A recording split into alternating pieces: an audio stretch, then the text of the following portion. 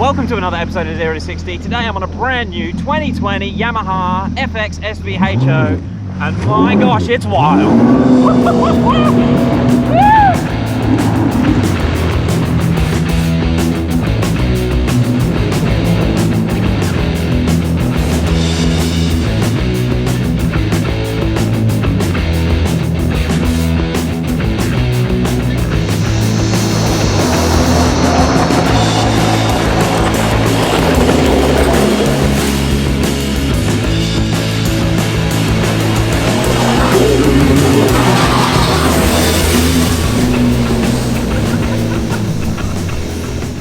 So, the 2020, apart from its simply aggressive Darth Vader point looks, it's a bloody weapon. Now, I've spent a fair bit of time on jet skis. I'm going to be honest, I'm a bit of a sea-doo man. I like unreliable things, hence all the BMWs. But the owner of this ski, he is true and true to the bone Yamaha, and his previous one, which was a 16 version, he was nice enough to let me have a go on, and we actually timed that back in 2016.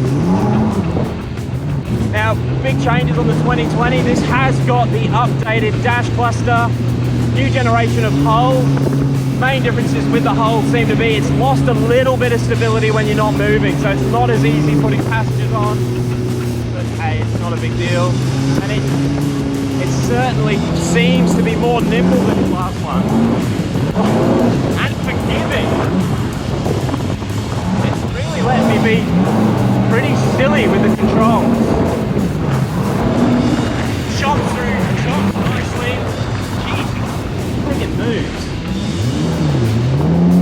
These things are just built for pleasure.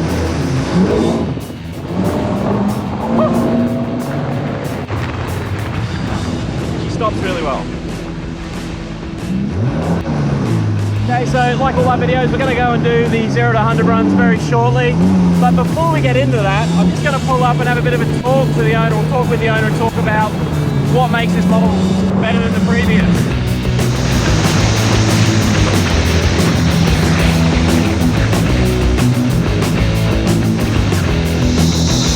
Well, we're here with Russ, the owner of the ski. He's a good mate of ours, and he's that good that he keeps letting me ride his really expensive jet ski. Now, I was going to do a bit of a walkthrough on features and upgrades and what's different about this to the older models, but he definitely knows this stuff better than I do. So, Russell. I read a review, so I know everything about it. Like everything on YouTube. So, bigger rear boarding step. One you can actually stand on.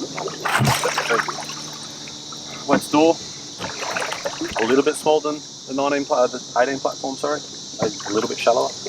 The wash point is in a way better spot, not tucked away up here, some silly thing. The new HydroTurf, that's another OEM product they do for Yamaha.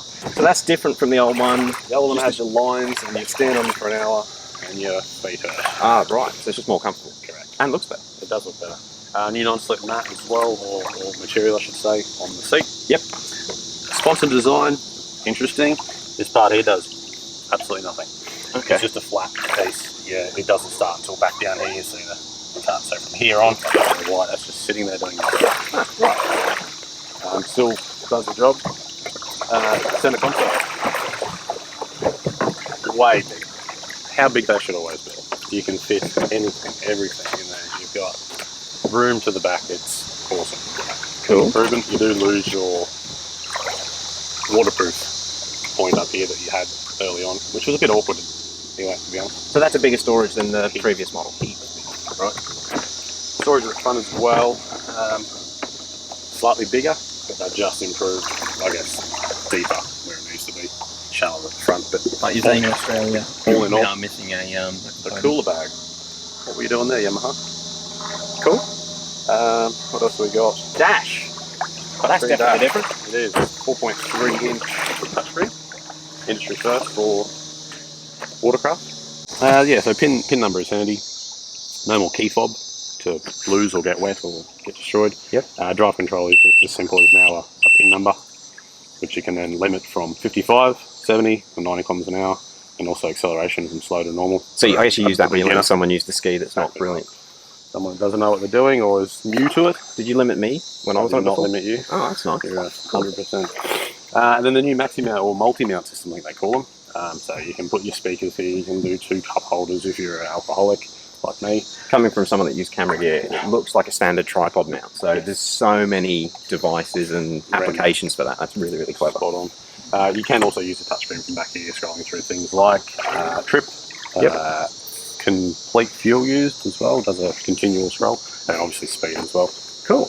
And the hull, what exactly was different about the hull? Full redesign. I don't know, I don't design hulls. They've taken the bits and pieces, or the design, I guess, from the GP1800, which is more of the race-inspired hull. Yep. Doesn't quite have that same deep V like the previous 18 gen. I would say at static, it's less stable, ever so slightly. But in the mid to high, different machine, a far better machine. But engine is pretty much the same as the previous. Exactly the same. Cool. Bigger stator pump, bigger. It's a true 160mm pump. So they run a 160 stator vane. Yep. Other ones are a 160 pump with a 155 in the stator vane. Cool. Which to the average Joe probably means nothing. It's just a little bit more efficient. Flows more water, less chance of cavitation. New fuel point. It was hidden back here. Yep. Couldn't see it. I don't know what they were thinking down here. Doesn't look aesthetically pleasing, I guess. So quite a few changes. Now, we're going to get Russ to do the time runs because he just knows these skis better. This ski's done just over 3 hours, so it's just been run in, but he's already got an idea on how to launch it.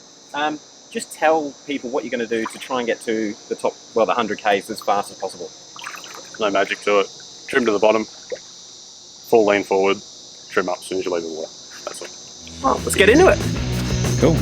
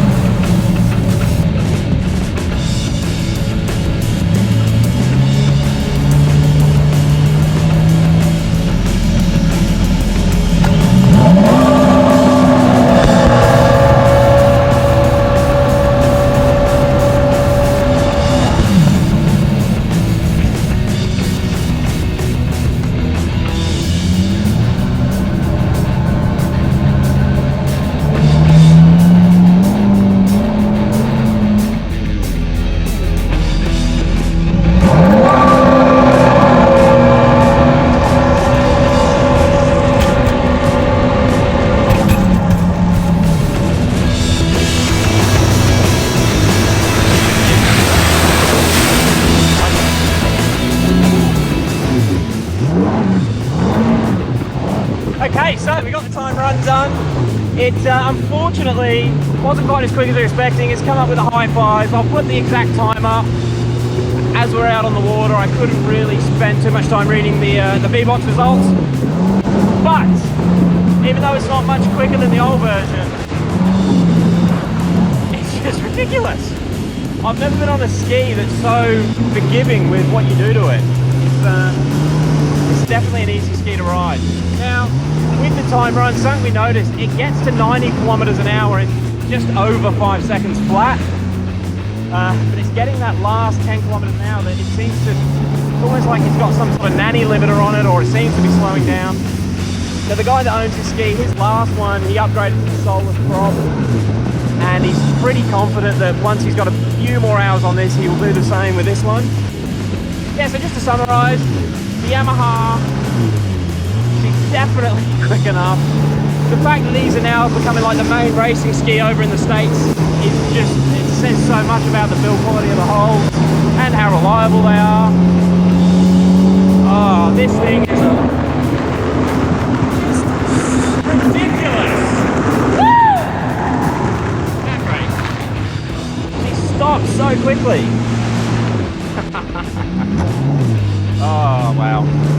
guys, thanks for watching.